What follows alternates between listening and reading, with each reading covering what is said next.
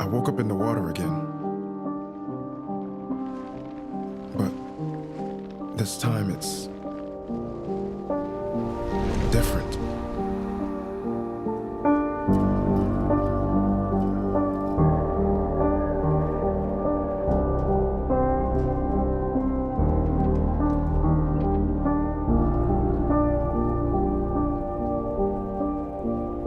I keep trying to fix what happened. But no matter what I do, you can't fix it. It doesn't let us change things. You did what you did.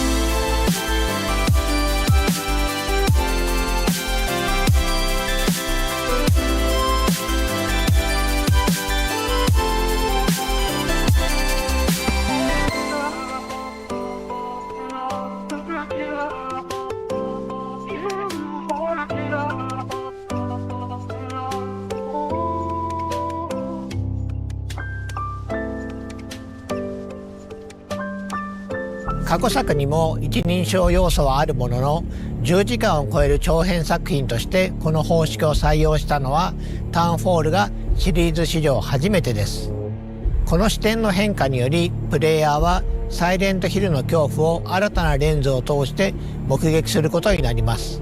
恐怖がプレイヤーのすぐそばに迫るだけでなくスクリーンバーンが考案した新しい戦闘、回避、謎解きのメカニクスとも見事に調和します。Absolutely.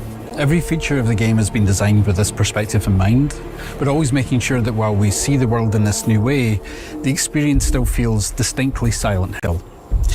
A big part of that experience is centered around enemies and how our protagonist Simon will encounter them. Familiar tools from the world of Silent Hill are all available, planks of wood, pipes and ranged weapons like the pistol, but the ability to sneak, hide and evade brings a new element of choice to the combat, where resorting to violence isn't the only option. In fact, with the aid of the pocket television, known as the CRTV in the game, evasion is every bit as useful a survival technique as facing enemies head-on. Players are encouraged to experiment and find a playstyle that suits them while being mindful of the resources and the opportunities that surround them. わかりやすい例が覗き込みですよね。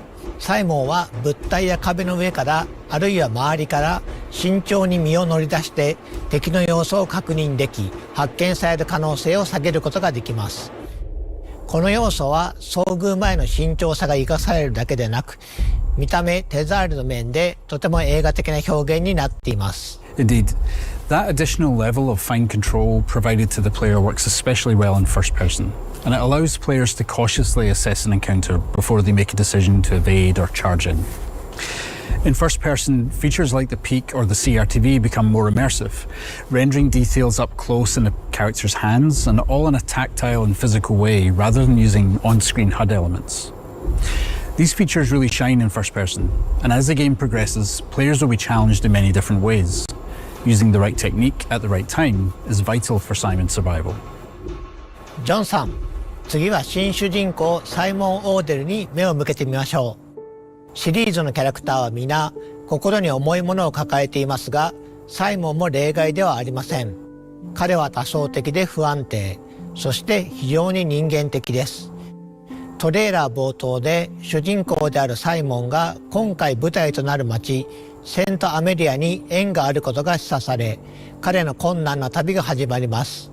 ジョンさん、彼が島へ向かう事情、そしてプレイヤーが踏み入れる物語について視聴者の皆様に特別に教えてもらえますか？ Well, I knew when beginning to write the game that fans would have certain expectations about the worlds, characters, and the themes that permeate the series. I wanted to both lean into those expectations in some ways and subvert them in others. Guilt is a strong theme throughout Silent Hill's many stories, and I wanted to dive deeper into the various different ways that guilt can manifest, where it comes from, what it can do to people, and how, if you can, come to accept or resolve it. So while those narrative themes are distinctly Silent Hill, we're looking at and interpreting those themes in a very different way. ゲームの冒頭、サイモンは物事を終わらせてほしい、それが正しいことだと告げる謎の電話を受け取ります。トレーラーで見た通り、彼は島に到着しますが、この段階ではどうやって来たのか不明であり、サイモン自身も向かう先が分かっていないように見えます。Well, a core component of our team's narrative style that has been present in all of our previous games is mystery. Simon's journey through the town is layered with nuance and questions, where players will gradually uncover both small details and big reveals, and they'll be kept guessing throughout. There are other characters to meet along the way too, and understanding Simon's connection to them is key to the narrative. Some mysteries will pay off as the game progresses, and some will deepen further, inviting players to dive deep into the world and the details spread around the town.